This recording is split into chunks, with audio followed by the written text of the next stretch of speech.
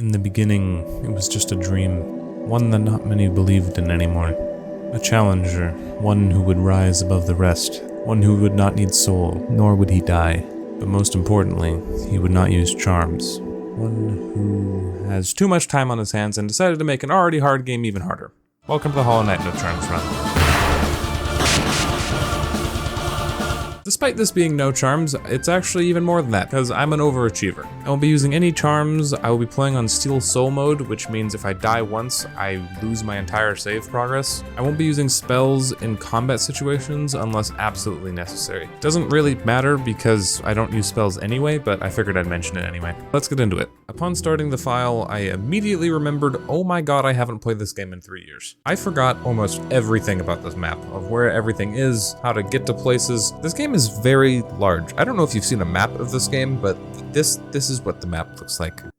So yeah, not a very short game, that's for sure. But I made my way through the initial start, and I actually did snag the charm here, because even though I am not using any charms, I will still be collecting them as they count towards completion progress. And I will be trying to beat the game, but if possible, I would like to beat the game with as much stuff done as I possibly can, for science. Now that I'm out of Dirtmouth and fully into the Forgotten Crossroads, the first main area of the game, I can finally start making some progress. And like I said, this did involve me wandering around like a dumbass for 20 minutes because I literally remembered so little about the map of this game, but I did remember that there's an optional boss that you can take that requires a more advanced technique to climb up this wall called nail boosting. But by doing that, we can get an early boss fight through fighting the brooding Moloch and getting a mask shard piece, which if we get 4 of them, we can get more hit points, which is very helpful when I can't die or else I lose all of my progress. But moving on from that, I defeat the first major boss of the game, False Knight. Grab the first spell, which I unfortunately have to use on a few enemies because you literally can't kill them any other way besides using some glitch that I have no idea how to do. I went on a shopping frenzy and then proceeded to lose my mind for half an hour because my stream was dying and OBS wouldn't work and everything was awful. I don't know why my camera is also... everything's just fucking broken. Nothing ever works. If you guys were like, aha, it's funny he breaks the game sometimes accidentally. No, I break everything. Nothing ever works. Everything is always forever broken whenever I use it. But after all that, I made my way out of the Forgotten Crossroads and into Greenpath. And just like the Forgotten Crossroads, Greenpath went very similar in me not remembering anything and wandering around slashing at everything like a maniac, including this mini-boss called the Moss Knight. He's not important at all and is barely even a boss, but I wanted to show his death because that's what most things do in this game, they die. It's the circle of life. Eventually, I finally stumble around and find Zote, and I decide to save him. If you've never played Hollow Knight, you have no idea who Zote is, but I assure you some people are very happy about this. Finally reaching the end of Greenpath, we encounter Hornet for our first fight against her. Luckily, I'm what's called a seasoned pro and almost die immediately. No, I'm just kidding, I literally didn't take damage the entire fight. Also, that's weird, my hair got like shorter and it's different colors now. It's almost like 3 months went by in the span of a few seconds. This video took a very long time to make. Anyways, defeating her, we get the Mothwing Cloak, which finally lets us dash around, which will make movement much easier. After my flawless victory, I decided to go back to Dirtmouth and go on yet another shopping spree. During the shopping spree, I shop at the new shop. I'm gonna keep saying shop. Shopping at the new shop, I shop for mask shards, actually, and I buy 2 of them, which means I now have a full new hit point, which is very, very helpful, considering, as a reminder, I cannot die even a single time or I lose every single bit of my progress. Yay! Anyway, then I get lost for the 17th time and finally make my way to Fungal Wastes. It's at this point when I realize I should probably stop blindly charging through everything and actually come up with some sort of plan. To beat the game, you have to get all 3 dreamers spread out throughout the map, and then you can enter the Black Egg Temple where the final boss is. At least this is for the standard ending, not the completionist ending. There's actually a lot of endings, but I'm not going to go into that. Anyways, my priorities are to get more mask shards, to get more hit points so I don't die as easily, and to get pale ore for nail upgrades so that I can start doing more damage. And speaking of which, I find another mask shard piece, but unfortunately it's actually locked behind an ability I don't have yet. But fortunately, that ability happens to be in this exact area. I acquire the Mantis Claw, so now I can wall jump and I can reach the mask shard now. In addition, the Mantis Claw resides in the Mantis Village, and there is a boss fight here. These are the Mantis Lords, probably one of the coolest fights in the entire game. You start off fighting one of them as you learn their attacks, and once you defeat it, the other 2 get up and fight you at the same time. Anyways, the reward for beating this boss is a way to get to Deep Nest, but we are not going to go to Deep Nest yet. There is actually also a chest full of money, so there's that too. With our newly acquired ability and money, we make our way to the City of Tears, which is the center of the entire map pretty much. Upon arriving, I immediately head left, and I actually am able to get my first nail upgrade. The first one is the only nail upgrade that doesn't require pale ore, it just requires some money. Anyways, City of Tears is probably my favorite location in the entire game. It's got such a pretty atmosphere, and the music you're hearing right now is the area's theme. And inside City of Tears, there's actually a subsection called the Soul Sanctum, which we'll be heading to now. I technically don't even need to enter this location, but like I said earlier, I'm trying to complete as much as possible while still not using any charms. Making my way through Soul Sanctum was annoying because a lot of the enemies here teleport and shoot projectiles, and it was a whole process. The boss for this location is the Soul Master, which is not the worst fight in the world, but it's not easy either. And the reward for beating Soul Master is a spell, which I can't use, so that's great. Unfortunately, most of City of Tears is locked off until we make further progress in other locations, so unfortunately we have to leave this place already. I attempt to leave to Ancient Basin, but I actually go to Royal Waterways because I forget where everything is, and Royal Waterways sucks. Okay, it doesn't suck, but like it's not fun. There are exploding bats that do 2 damage. It's not fun. Oh yeah, then yeah, this guy's called Dung Defender. He's the boss of this location. He's a fun guy.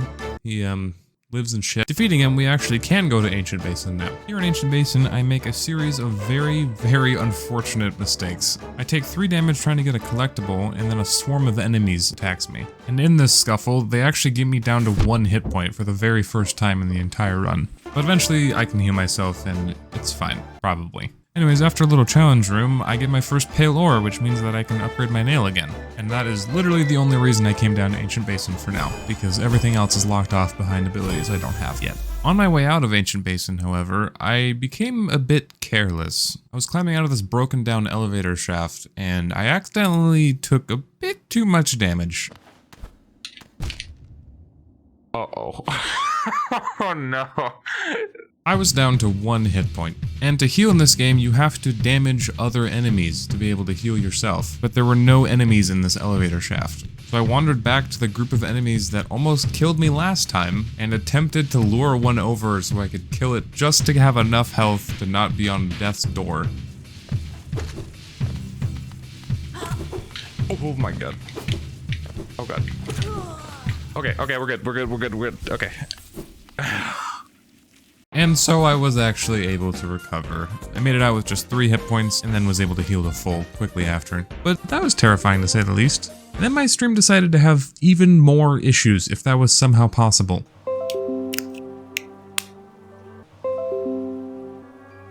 I love OBS. After a quick stop in City of Tears to get a cache of Geo, I decided to prioritize on actually completing the game again instead of getting upgrades and head to Resting Grounds. And here a bunch of funky story stuff happens that's not at all relevant to the challenge, so I'm going to be skipping over all of it. But the important part is that I have the Dream Nail now, which is a thing I need to do stuff. Got it? Cool. One of the things that the Dream Nail allows me to do is to fight the ghost bosses. They're harder than mini bosses, but they're not quite as hard as the main bosses. And defeating them gives you Dream Essence, which is a whole other thing, but good to fight them because it gives me things, including more Pale Ore for more nail upgrades. Anyways, I defeat the first one 0 here in the Resting Grounds and get some amount of Dream Essence. I don't know because my face cam was blocking it. Anyways, now the goal is to get the 3 Dreamers. There's one in City of Tears, there's one in Deep Nest, and there's one in Fog Canyon. And while I should probably head for one of these, I have better things to do, like going on another shopping spree, baby. I also visit this guy and sell some of the things I've been collecting for more money. Very cool. Now I'm actually heading for the Dreamer in City of Tears, and I do a little speedrun trick to avoid having to go get the Monarch Wings, which gives you a double jump, by doing another nail boost off of this background object. You don't actually have to fight the Dreamers or anything, you just have to enter their brains and then murder them in the dream world. It's about as weird as it sounds. But typically they're guarded by a different boss, and this one's no different. This Dreamer is guarded by the Watcher Knights, a pretty dangerous group of knights that attack you at the same time and bounce and roll. These guys are dangerous if you're not paying attention. Fortunately, they only ever get me down to half health, and I'm able to get through with relative ease. I do Dream Murder, and then I reevaluate my priorities again, and decide that I'm actually going to go for more Pale Ore, and more nail upgrades, and more health, instead of actually just beating the game. Although I guess it never hurts to be safe. In order to get the Palor I'm going for though, I'll just let past me explain how annoying this is. You need the Monarch Wings to get to the Hallownest Crown, where the Palor is, above Crystal Peak. But to get the Monarch Wings, you need the Crystal Heart. So I need to go up to Crystal Peak, get that, go back down to Ancient Basin, get the Monarch Wings, then go back up to get the Palor. Luckily, with the power of editing, it doesn't take long at all. Crystal Peak is probably my second favorite location in the game, but I will not be focusing on it that much because we gotta get a move on. Look, it's a boss, and it's dead. After wandering around in circles in Crystal Peak, because I forgot this location too, I finally make my way and get to the Crystal Heart. It lets me dash like this. Pretty neat, right? Before going back down to Ancient Basin, I don't go on another shopping spree, I just buy 2 mask shards, but I now have a 7th hit point. With the Crystal Heart, I can now get to new areas within Ancient Basin and start going towards the Monarch Wings. Unfortunately, like most things in this game, it's guarded by yet another boss. This one's called the Broken Vessel. All I can say is that it's very jumpy, but defeating it we gain access to the Monarch Wings, which is basically just a double jump. So now we head all the way back up to Crystal Peak, and now I can get to Hallownest Crown. Why are we here again? Oh yeah, there's Palor for another nail upgrade. But we actually need a second Palor for this next nail upgrade. And you can get one by getting 300 Dream Essence total. And there just so happens to be a Dream Warrior in Greenpath and a Mask Shard. The Dream Warrior / Boss Ghost here is quite creepy.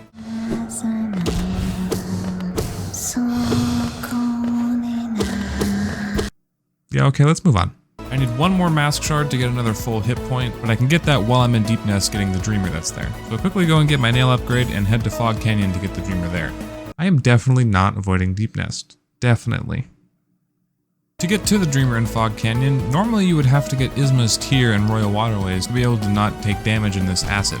But yet again, there's another speedrun trick that I saw like one time and tried to do, where you very precisely line yourself up on a wall and then crystal dash over the acid. And I actually almost do it immediately, so I thought that it wouldn't be that bad. I then proceeded to fail at it for like 20 minutes until realizing that I was doing it at the wrong spot, so then I decided to do it at a different spot. I then fail at it at this new spot for like 5 minutes, but then I actually do it somehow. I make my way through all of Fog Canyon and make it to the Teacher's Archives, where the Dreamer lies. This Dreamer is guarded by a giant jellyfish boss called Umu, spelled with 4 U's. This boss is probably the most annoying one in the entire game because you just have to wait until you can attack it, so it's mostly just a waiting game while you dodge. After that I get the Dreamer and then I begrudgingly start heading to Deep Nest. I enter through a secret back way and get the last Mask Shard I need, so I now have a full 8 hit points, as opposed to the starting 5. Now, Deep Nest is one of those things that's best experienced if you play the game yourself, but I will say this place is not fun. And if you didn't have a fear of bugs before, you probably will by the time you're out of this place. Luckily, you're not the one playing though, so you don't have to worry about it. I will try and keep it brief here anyways though, because it is one of those things that's best experienced for yourself. I will say it went mostly fine. I had a few close calls here and there, but I made it to the Dreamer and got it relatively easily. That's the benefit of having already played this game though. But with that, there's nothing else left in my way. 3 more hit points and 3 nail upgrades later, it's time to face the final boss.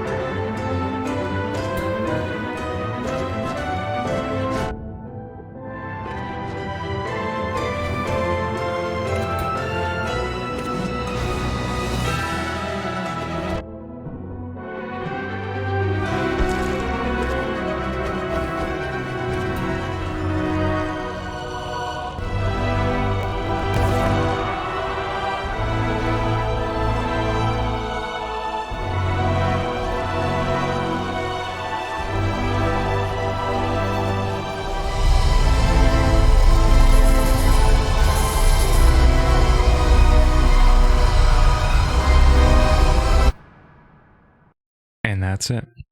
I have successfully beaten Hollow Knight with no charms. But wait, there's more. I hope you didn't forget that I said that I wanted to try and get as much done as I possibly could without charms too, right? Well, now it's time to do everything that I can possibly do in this game without charms.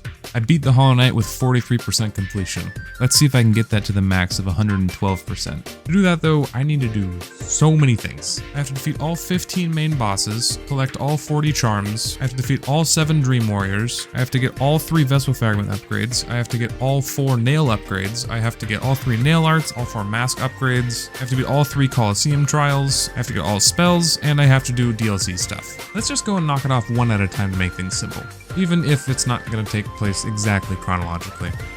Let's start with upgrades. First is getting all the Vessel Fragments, which are normally used to cast spells, but for me it's just so that I can heal more. Then let's get all the miscellaneous abilities and spells I never picked up, like Isma's Tear, Howling Wraiths, Shade Soul, and Descending Dark. There is one spell I couldn't get my hands on yet called Abyss Shriek. I'll come back for it though. And finally I get the Shade Cloak and the King's Brand. Next are the Nail Arts. They're basically charged attacks of the standard swing. So I learn all 3 of those, and while we're talking about nails, let's get the final nail upgrade. And finally, to close out all the upgrades, let's get the very last Mask Shards. The very last Mask Shard requires me to do a very annoying quest called the Delicate Flower Quest, where you have to bring a flower from one end of the map all the way to the other side of the map without taking damage or using fast travel. But after about an hour of failed attempts, I finally do it. And that's all the upgrades except for that one spell. Next, I gather all 40 charms spread throughout the entire map. Well, not all at once, and not all of them, but close to all of them. There are also the 46 grubs that are spread out everywhere across the map, and I've been getting as many as I can, but I specifically go out of my way to get the last ones that I missed. Whoa, oh god, no, my controller died, my controller died, oh my god. Okay, I need to swap my batteries. That is not a good time for my fucking controller to die. Yeah, I don't know what that was either. But there's one thing we're forgetting. And to do all these things, you know I just had to go on the biggest of shopping sprees known to man. Okay, with all that out of the way, it's time to do the combat related stuff now. I take out the 5 remaining Dream Warriors and get all the essence I need for all the rewards. I go around to defeat all the bosses I did not fight. A lot of them are harder versions of fights that I already did, but there are a few new ones that I never did. And I do all 3 trials in the Colosseum of Fools. And all 3 of them are very long and very hard, but with all the upgrades I got, in the end it wasn't that bad. I also discovered some glitches accidentally. Oh god. Whoa, I broke the game. It has the map, like, icons. What? I didn't know I could do that. Huh. At this point, there's not much things left to do except for the DLC and the White Palace. The first DLC content is the Grimm Troupe, which has a really cool boss that you've probably seen before, and I can't wait to do it. You need to wear the charm for the quest. You do? This is so sad. I guess I'm gonna have to skip the Grimm Troupe then. Well, with my hopes and dreams shattered, I decided to move on to White Palace. Before heading in, let's do a total count of what I still need to do. I'm currently at 103% out of the 112%, which means there's 9% that I have not done yet. Unfortunately, 2% of that is impossible without wearing any charms, because that belongs to the Grimm Troupe, which requires you to wear a charm. But the remaining 7% is possible. There's 1% from Abyss Shriek, which I can go grab very easily. There's 1 from the King's Soul Charm, which we're about to get in White Palace. And there's 4% for completing each of the Pantheons in Godhome, which is the other DLC, but I'm gonna do that last because that's a boss rush mode. The remaining 1% is from the Charm Lifeblood Core, and we'll get back to that. For now, let's enter the White Palace, which resides in the Dream World. White Palace is Hollow Knight's hardest location, and not because of the enemies, but because of the platforming. There are buzzsaws literally everywhere here. But something very similar to how I acted in the broken down elevator shaft from ages ago happens again.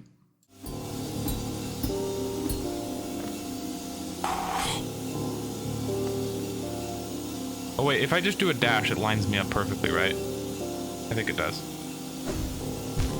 Nope. If I just dashed a second time, it would have been fine. Okay, well, why did my camera die? We'll just go classic face cam for the rest of this. Yeah, there we go. Wow. Look at the quality there.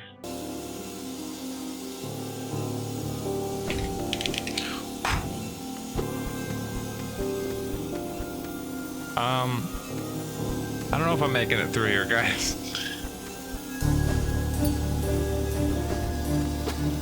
Is there any soul? Any soul at all?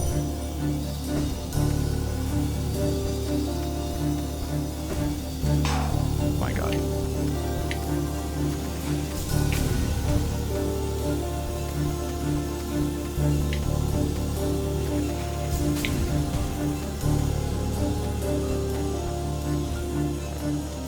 Oh my god, I made it. Oh my god. Oh, that is not what I meant to do. Did you just murder someone? It was an accident.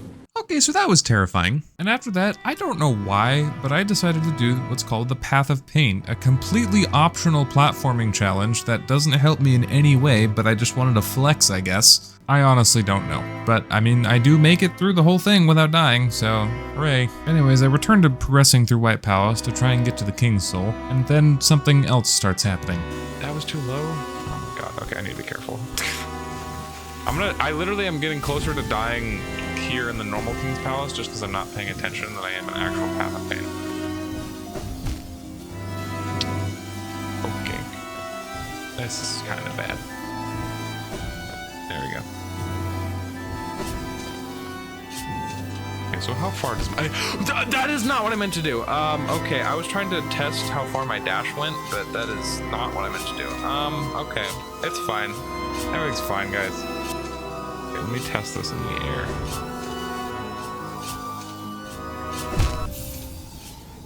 Oh, you can't dash.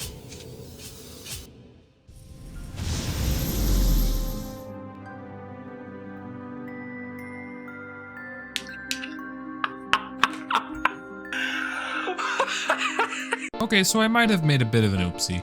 In the end, I couldn't finish everything that I set out to do, but everything should theoretically be possible, except for the 2% completion from Grimm Troupe. There's also Lifeblood Core, which I didn't get into, but you need 14 Lifeblood Hearts in order to get the charm, and there is a way to do that without using charms, but it's very difficult from my knowledge. But yeah, 110 out of 112% ain't bad for not using a core game mechanic. Also, I decided to eat a warhead, I guess because I felt ashamed. Bottoms up. I can feel my taste buds evaporating. I have no idea if there was a moral to this challenge whatsoever, but, you know, sometimes there doesn't need to be a moral, and sometimes you just gotta have fun. See you in the next one.